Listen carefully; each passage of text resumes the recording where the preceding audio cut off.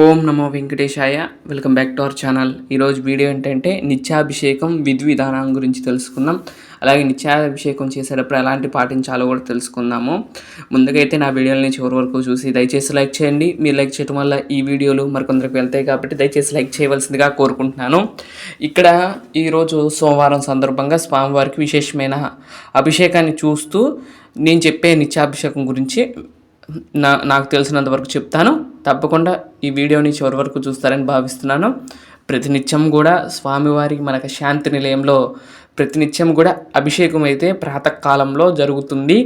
ఈ అభిషేకం అనేది సుప్రభాతం సేవ పూర్తయిన వెమ్మటే స్వామివారికి పురుష సూక్తంతో అభిషేక కార్యక్రమాన్ని నిర్వర్తిస్తూ ఉంటాం.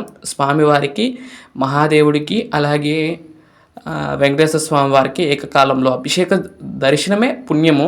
అటువంటిది ఇద్దరికీ కూడా అంటే ఎవరెవరికి జరిగిన అభిషేకం, అంటే శివుడికి జరిగిన అభిషేకమైనా కానీ విష్ణుమూర్తికి జరిగే అభిషేకమైనా కానీ చాలా విశేషం. అలాంటిది ఏకకాలంలో ఇద్దరిని కూడా ఒకే వేదిక మీద చేసి అభిషేకం చేయటం ఇది పూర్వజన్మ సుకృతం. అది చూసిన వారికి అద్భుతం, అదృష్టం కూడా వారికి.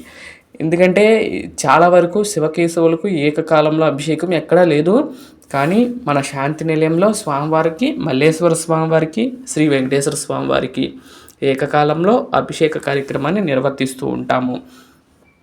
అయితే ప్రతినిత్యం అభిషేకంలో పాలు, పెరుగు, తేనె, కొబ్బరి నీళ్ళు, పసుపు, కుంకుమ ఇవన్నీ కూడా కావాలా అని మీకు డౌట్ రావచ్చు. కానీ నిత్యాభిషేకం అంటే నిత్యము అభిషేకము. పాలు, పెరుగు అవేమీ అడగరు స్వామి. నిత్యము స్వామివారికి ఒక చెంబుడు నీళ్ళు అంటారు. శివుడికి అయితే ఒక చెంబుడు దోచుడు నీళ్లు సమర్పిస్తే చాలా స్వామి పొంగిపోతారు. అటువంటి మహాదేవుడికి అభిషేకం చేసేటప్పుడు జలంతో అభిషేకం చేస్తూ ఉంటాం. అలాగే అలంకార ప్రియోహో విష్ణు అంటారు. అలంకార ప్రియుడు విష్ణువు కాబట్టి స్వామివారికి అభిషేకము పెద్ద లెక్క కాకపోయినా స్వామివారికి అభిషేకం అయితే చేస్తాం కదా. ఆ స్వామివారికి అభిషేకం చేసేటప్పుడు ఓన్లీ జలంతో అభిషేకం చేసినా చాలు. లేదు అంటే కనుక మన దగ్గర క్షీరం ఉంటే క్షీరంతో అభిషేకం, జలము క్షీరంతో చేసినా చాలు. లేదు ఇవన్నీ కూడా మేము కొంచెం రోజు కూడా పాలు, పెరుగు, తేనె, కొబ్బరి నీళ్ళతో చేసుకుంటామంటే కూడా అలా కూడా చేసుకోవచ్చు స్వామివారికి. అది మన ఓపిక, మన ఇష్టం. అది అంటే నిత్యము పంచామృతాలతో అభిషేకం చేయాలంటే కనుక లేదండి, మీకు వీలున్నప్పుడు, లేదా వారానికి ఒక్కరోజు, లేదంటే వారంలో ఒకరోజు పెట్టుకుంటే చక్కగా శనివారం అనో సోమవారం అనో ఇద్దరికి వచ్చే విధంగా చూసుకుని అభిషేకం చేసుకోండి. అలా అన్నా కూడా చేసుకోవచ్చు. ఎవరైతే ఇంట్లో శివలింగం కానీ వెంకటేశ్వర స్వామివారి విగ్రహాలు కానీ చిన్నవి ఉంటే కనుక నిత్యాభిషేకం చేసి చూసుకోండి. చాలా అద్భుతంగా ఉంటుంది. ఆ రోజంతా కూడా మనకి మనసుకి ప్రశాంతంగా ఉంటుంది. పూజ ఎలా అయితే చేస్తామో అదే విధంగా స్వామివారికి అభిషేకం చేస్తే కూడా అంతే పుణ్యము. అది అంటే చూస్తుంటే చాలా అద్భుతంగా అనిపిస్తుంది. మీకు పురుష సూక్తము ఏమి రాలేదు, ఓం నమ శివాయ అంటూ కానీ, లేదంటే ఓం నమో వెంకటేశాయ అంటూ కానీ, ఓం నమో నారాయణ అంటా కానీ అభిషేకం అయితే చేసుకోవచ్చు.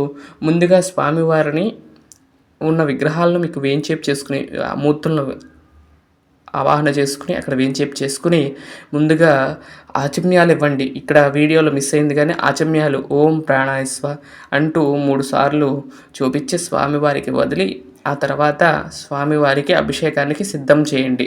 ముందుగా జలం తీసుకుని జలంలోకి గంగా గంగా గంగా అంటూ ఆవాహన చేసుకోండి.